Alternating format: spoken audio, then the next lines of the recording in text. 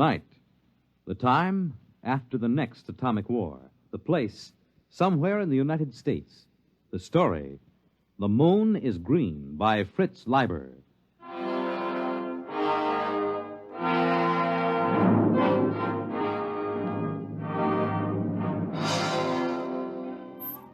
The moon was green. Green as emeralds, green as leaves, green as grass. I reached my arms toward it and let it bathe me. I closed my eyes and let it kiss me. Effie? Effie, where are you? Oh, dear Lord, he mustn't see it. It's so beautiful, and he always kills beauty. Effie!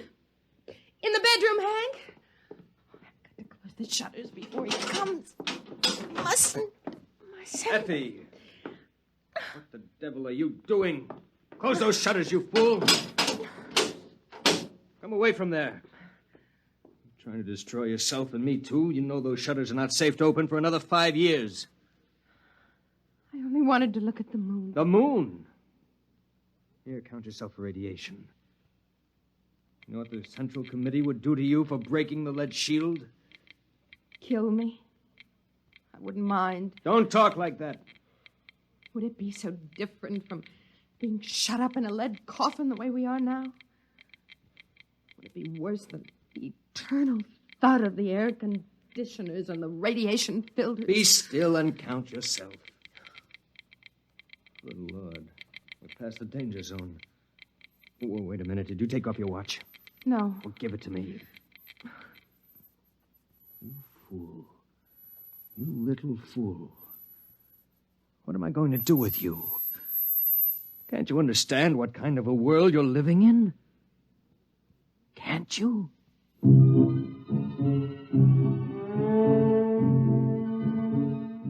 Oh, yes, husband. I can understand only too well. It's the world that can't seem to understand. The world that went on stockpiling hydrogen bombs. The world that started testing those bombs, telling itself it hadn't really exploded enough to make the air dangerous. And then began to throw them across continents, one nation against another. It lasted about 2 months. And after that, the fury of doomed men who thought only of taking with them as many of the enemy as possible. After the fury came the time of terror. Men and women with death sifting into their bones and through their nostrils, fighting for bare survival under a dust-hazed sky that played fantastic tricks with the light of the sun and the green light of the moon. The only chance for existence was to claim one of those underground radiation-shielded places. They went to the strong. And afterward, the waiting behind the lead shields. The endless, interminable waiting. You understand, I suppose, that we were allowed to reclaim this ground-level apartment only because the committee believed us to be responsible people, and because I've been making a darn good showing lately. Yes, Hank, I understand. It's a privilege to have some privacy, you know.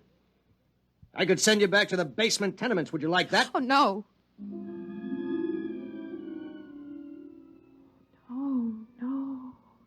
Anything rather than that fetid huddling and that shameless communal sprawl.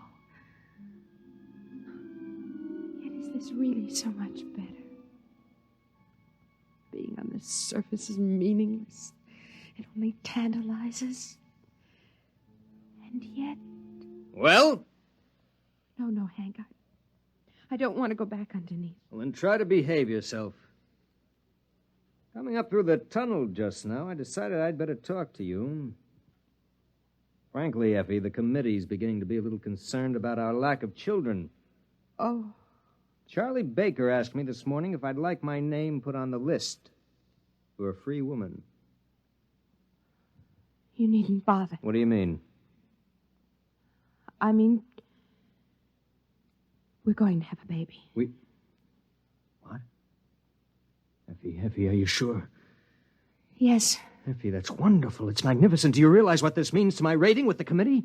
You know how important it is to the community to raise healthy members for the day when we can resume the surface war. Yes, I've heard the broadcast. We'll announce it at the meeting of the junior committee tonight. Tonight? Well, you hadn't forgotten about it, had you? It's the annual banquet.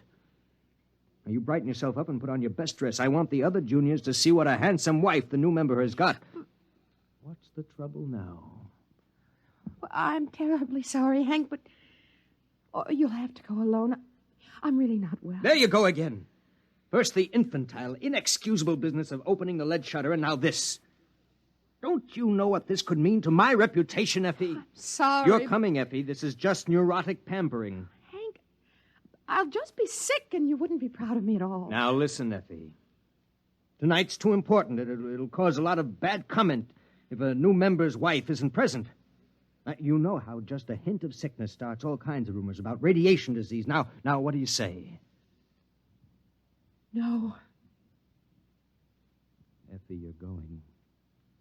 There's nothing wrong with you if I have to... Hank, you're hurting my arm. It isn't good for the baby. Oh, the baby? I'd almost forgotten. Oh, no, we have to be very careful. I suppose if I explain to them you aren't there because of the baby, it will make a difference. Yes, I'll just stay here alone till you come back. When will you be back? Well, those things usually go on pretty late. So if you're expecting company, you needn't worry. Hank? Yes, Effie? Do you remember when we were first married? Of course I remember. You liked to go skiing, remember? You said it was like feeding a hunger for beauty being up on a mountain covered with snow. What are you talking about? You forgot. I haven't forgotten. I have just as much desire to get outside as you do, but I know there's no chance for me. I've got to see that my children and their children survive to see the sun again. We've got to behave like adults, to make sacrifices. We've got to keep the strain pure. Hank, what do you suppose it's like for them? For whom? The freaks and the mutants, the outsiders. What do you know about them? I remember some of the pariahs. They were hairless, cringing creatures with radiation welts all over their bodies. They came begging to be taken in during the last months of the terror. The committee ordered them shot down, just like dogs. We don't like to talk about that. Hank, are they still out there? Effie, this is the sort of talk that's just morbid. Are they? Yes. There are still humans out there. At least they were humans. They know better than to come near the shelters now. Poor creatures. I can't stand here discussing this nonsense all night. I have to get going. For the last time, are you sure you won't come down with me? No, I'll wait here. Don't you get lonely? No. I was talking to Jim Barnes today. He told me he wasn't going to be able to make it to the banquet either. Touch of the old flu, he said. That isn't like him, is it? Effie, are you listening? What? You remember Jim Barnes, don't you? He used to be sweet on you, said you had the soul of a poet. Well, yes, I remember him. Why? Never mind. Well, I guess I got a bit sharp with you. I'm sorry about that. I was excited about being made a junior and the baby and all. Selfish of me. I apologize. As you get to bed early, I'll probably go over to the men's dorm for a while after the meeting. You'll be completely alone for the next 4 hours. Do you mind? What? Oh, no. Good night, Effie. He looked at me strangely, and then his features returned to their usual, harder, more calculating expression. possible that he had sensed my very dream? Had it been a dream? Oh, it must have been. It wasn't possible that it had really happened. It had just been an illusion, a silly projection out of my starved romantic imagination. I waited until Hank's footsteps vanished down in the tunnel. And then I waited until I heard it. No, it isn't possible. There's nothing out there. Nothing but deformed monsters. I mustn't open the shutters. I mustn't. Oh, dear Lord, I've got to know. I've got to know. I've got to. Well, now, so you haven't forgotten our meeting after all. You. And were you expecting someone else? It wasn't a dream. You really were out there last night. Oh, yes, on the night before. I was afraid I dreamed it. I still think it's a dream. Lean out into the moonlight a moment. Is this a dream? Oh. Or was it a flesh and blood kiss? And your name is Patrick. Aye? Patrick. Well, now, did you open the window to find God's own breath, the fresh evening air, or did you open it to invite me in? Oh, of course. Come in. Come in. Come, Joe Lewis. Here, now, let me help you. Being a cat with 12 toes on each foot and ears like boxing gloves is a bit cumbersome. I have to help him a bit, you see. Come on now, laddie. There, now. Is your husband about? No, he won't be home for a while. Well, still, I'd better close the shop. Oh, no. Leave them open. The radiation? I don't care. I want to see the moonlight. Aye.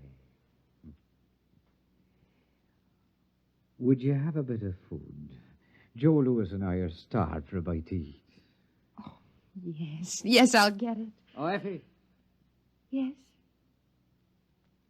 Oh, but you're a fair creature.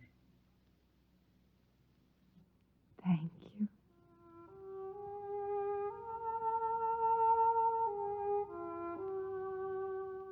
His face wasn't horrible at all. Only thin and sensitive and terribly sad.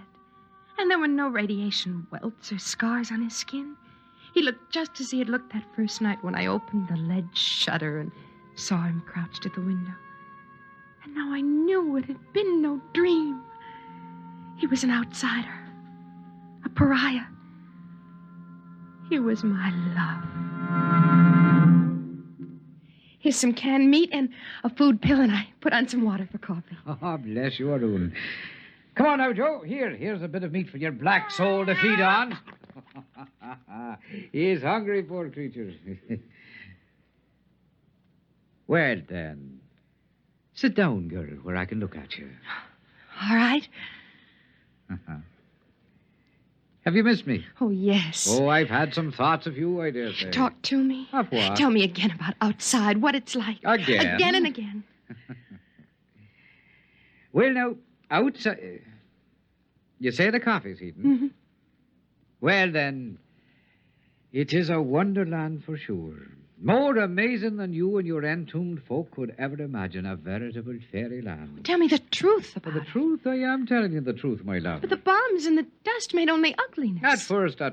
But then they changed the life in the seed of them that were brave enough to stay. Wonders beyond wondering bloomed and walked.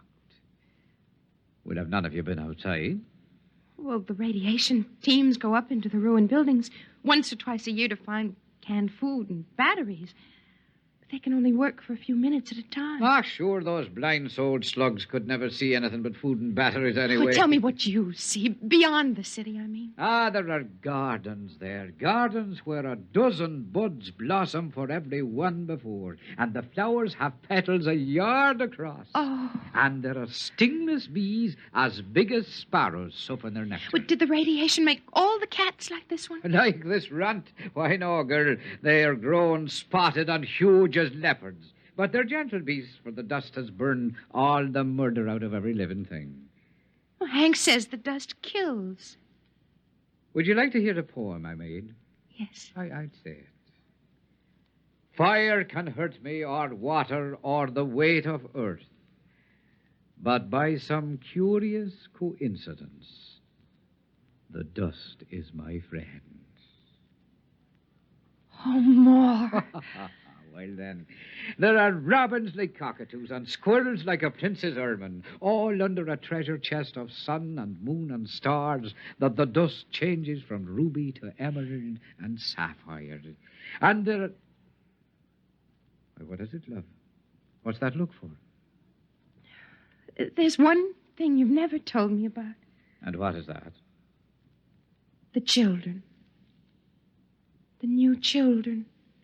Ah, now the children. The truth. The truth? Promise. I swear on the skin of my cat here. The children, is it, huh? Well, now, if you'd ever catch a glimpse of one of them, you'd never doubt me again. They have long limbs and smiling, delicate faces and white teeth and the finest hair. They're so nimble that even I, a sprightly man and somewhat enlivened by the dust, feel crippled beside them. And their thoughts dance like flames. But what's wrong with them, Patrick? Wrong? Nay, love, there's nothing wrong. Different, perhaps, and new, but not wrong. Oh, tell me. Well, then, they do have 7 fingers on each hand and 8 toes on either foot. But they're much more beautiful for it. And they have large, beautiful ears that the sun shines through. So lovely and delicate to behold. How do they behave? Their minds? Not as you and I, perhaps. They play happily in the gardens all day long, laughing and finding joy in the simplest beauty. Are they defective? Well, now, by the standards out there, you're the defective one shut up here all the while, hating and crawling in ugliness and feeling dirty. No, they're quite lovely. And they're quite perfect, the new children. Oh, you're telling the truth. You're not making it up. It is true, every word of it. Oh, I'll admit you have to look a bit hard to find these things I've been telling you. But find them you may. Do you believe me? Oh, yes. Yes, I believe you. But I'm afraid. Give me your hand. Here. Now listen to me. You must not be afraid to do as your heart tells you. That's why I'm here. Oh, Patrick. Patrick. Don't either of you move. Oh, Hank, Stay there or I'll blast both of you. Hank, but... Carrying on like this, and not even with a man of the community, with an outcast, a pariah. No, man, I know what you're thinking, but you're wrong. I just happened to be coming by, hungry, a lonely tramp, and I knocked at the shutter, and your wife was a bit foolish and let her kind heart get the best of it. Do you think you can sell me that? Hank, please. So you're going to have a child, my dear. My child? Yes, your child. I should pull this trigger right now. I should shoot him down in cold blood. Man, you're mad. I never touched your wife. You contaminated pariah. You're going to die. Don't you know that? Hank, if you kill him, you kill the bringer of the best news we've ever had. Oh, Hank, put aside your jealousy for just a minute and listen to me. Patrick has something wonderful to tell us, all of us. What do you mean? I mean that we need no longer fear the dust. Oh, Hank, remember how it was with me. All the exposure I had, and yet there are no burns. Hank, those who were brave enough to stay outside have adapted. They've become a beautiful people. Did he tell you that? Everything that grew or moved was purified. He filled you with lies so he could take you. No, it's true. The radioactivity is almost gone, burned out. Effie, I've been out there. It's horrid. No, blinded. Blinded to beauty, blinded to living. Good Lord, you believe it? It's true. It must be true. Look at Patrick. He's living proof. He's been outside for a year and there isn't a mark on him, not a scar. It's because he's brave. And the dust can't hurt the brave. Oh, you think that's it, huh? All right, Effie, I'm going to prove something to you. You, Patrick, take this radiation counter. Take it. Very well. Press the button and count yourself. Go on. As you say. Read it. Read it! 1,700. Yeah, you hear that, Effie? 1,700 radioactives, enough to kill 1,000 men. He's like raw radium. If you turn out the light, he'll glow green in the dark. A week's exposure to him will destroy you. What are you proving, Hank? That he's a freak. A freak! Get away from him. He's destroying you right now.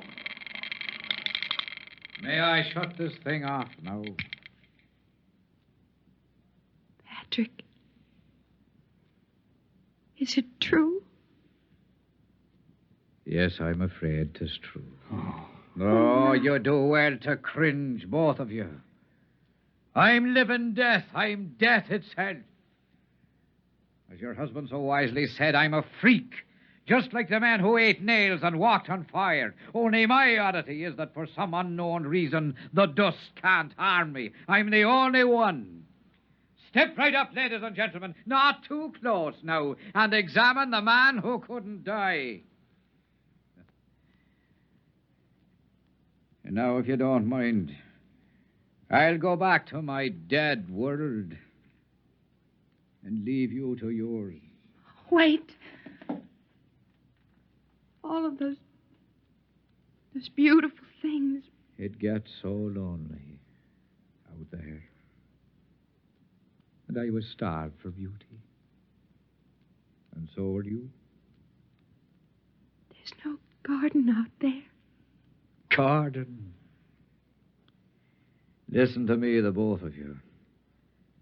What is out there is more terrible than either of you can imagine. You're worse than Hank, even. He only killed beauty once. But you brought it to life so you could kill it again. You're afraid. Afraid of the loneliness out there. Well, I'm not afraid. Effie, keep away from the window. No, I'm not afraid. Maybe there is no garden out there. And no beautiful, strange children to play happily. But there can be if we're brave enough. Effie! I'm going, Hank. I'm going, Hank. Effie, come back, Effie! It's no use trying to keep her, man. Effie, come back! I love you! Come back! It is no use, man. There's still time. She stood the dust better than most. There's still time. The dust won't hurt you. Find her. Bring her back. I'll reward you. I'll give you food. If you want her, you'll have to go yourself. She'll die. Maybe she won't. How can you say such a thing? Because perhaps she's like me. Aye. Perhaps the two of us together could be the first of a race that'll live in sunlight again. Get against the wall where I can kill you easier. Why will you kill me? Is killing all the answer you have to life's riddles? Is the smell of blood better than compassion? Is it more joy to own her than to be loved by her? Move! Man, you'll not kill me. Shall I tell you why? Because my flesh will not die. I live 1,000 years. Not your brain, Patrick. And that's where this gun is aimed. Well, then you leave me no choice. You get it! Hey! Call him up! My arm! Go! Stop! Well, then I have your weapon now. Out there, you see, we freaks have learned to live together and to cooperate. It's the only way we can stay alive. Oh, I'll give Effie your love. Come on, Joe. Oh, you'd better close the shutters as soon as we're gone. The moon is beautiful, but it's deadly.